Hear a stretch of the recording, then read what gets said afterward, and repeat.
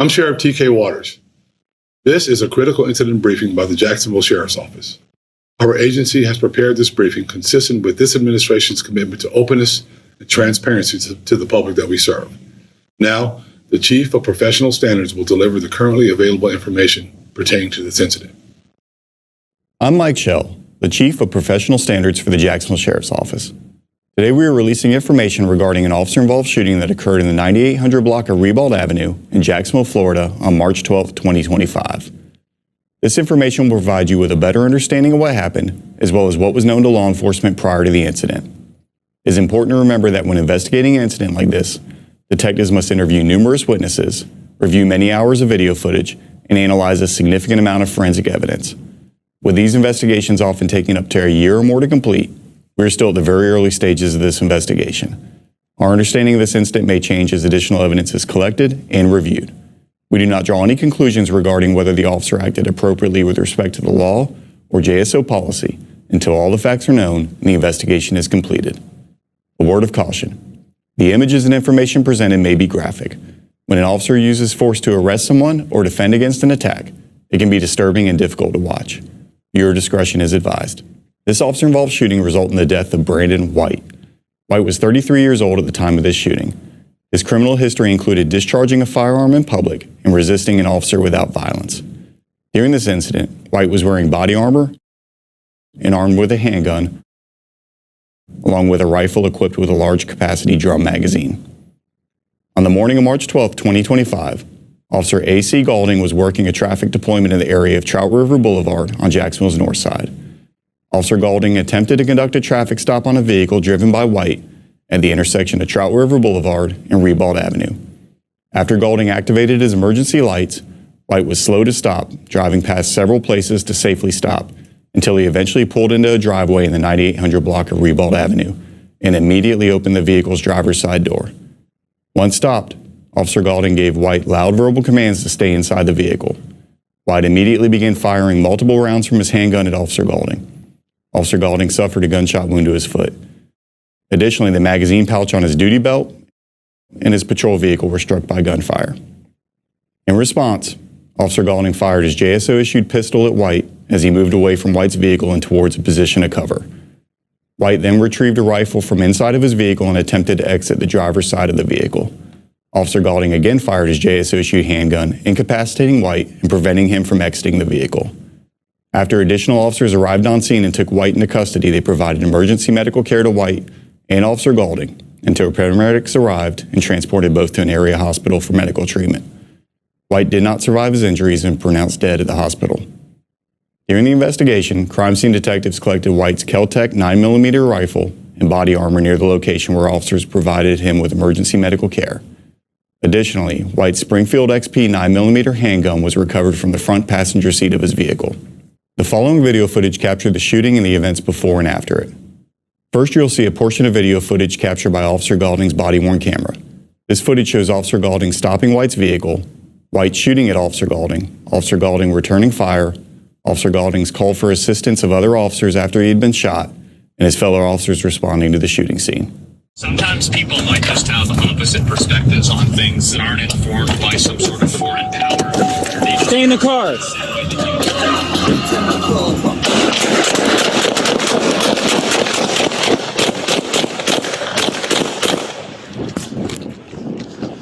Traffic 66, shots fired. Traffic 66, shots fired. Trout River, limb turner.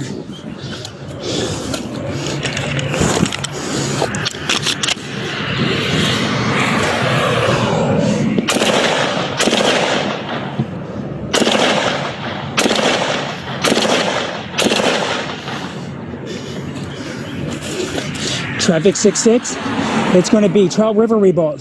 Trout River Rebald. I'm hit in my foot. Bravo Mike, he's got a rifle on gun. I'm retreating back.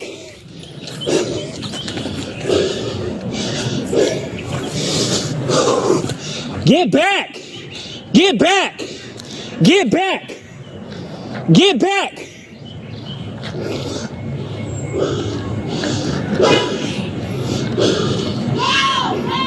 Get fucking back, you dumb shit!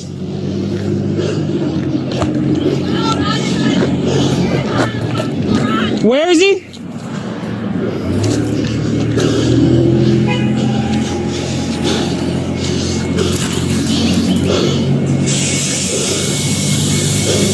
It's a Bravo Mike long gun. I'm holding this corner. He's going to be northwest.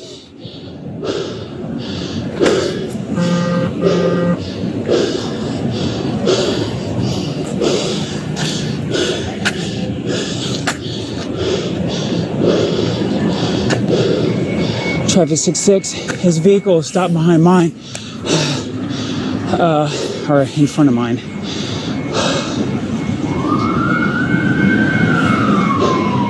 He's possibly shot. He's possibly going to be heading away from the intersection of Ribault and Trout, down Ribault.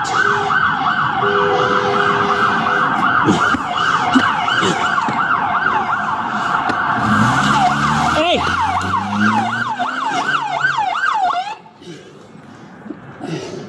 It's going to be over there. You want me to stay with you or what? Stay with me. We'll start this corner right here. He's going to be in this area. Next, you'll see a portion of surveillance footage from the shooting scene. This footage, which does not contain an audio component, shows Officer Gaulding stopping White's vehicle, White shooting at Officer Gaulding returning fire, White attempting to exit his vehicle with his rifle, Officer Gaulding again shooting at White, and the arrival of additional officers who remove White from his vehicle to begin emergency medical care.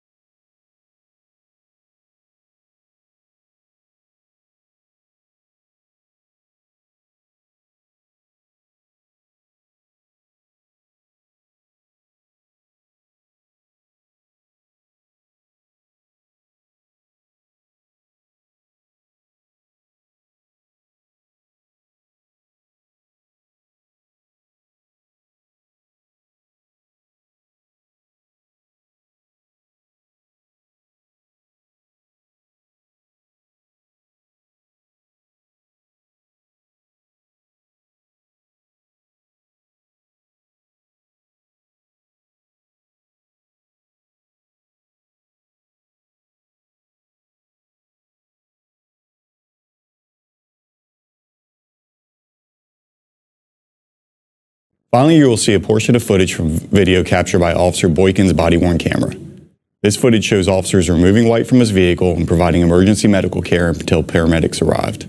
Out of the car? Yeah. Let me move this. The gun is in the passenger seat. I can't tell if he's breathing or not. He's moving. 77, the suspect has been detained. Slow it down. He's moving. Is it unlocked? He's moving. Here, Highland and Trump. Okay. His head is moving. I'm gonna move this out of the way real quick. Pull him out. Move out of the way. Hey, shoot, last rescue, we have a scene on this side. So, officer, left foot.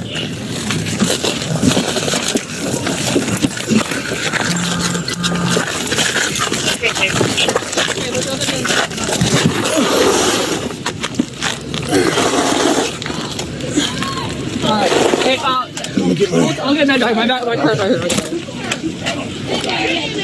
We have no outstanding suspects, correct? It was literally. Let me get one unit on Flint Turner and Trout River to shut the traffic down and the guy first down. Vest off. Is that? I didn't know what you said. Let's try to take that vest off of him. Okay, we got something for the shoulder out there. Yeah, that's when you got They clear. We need to clear Highland and Trout River.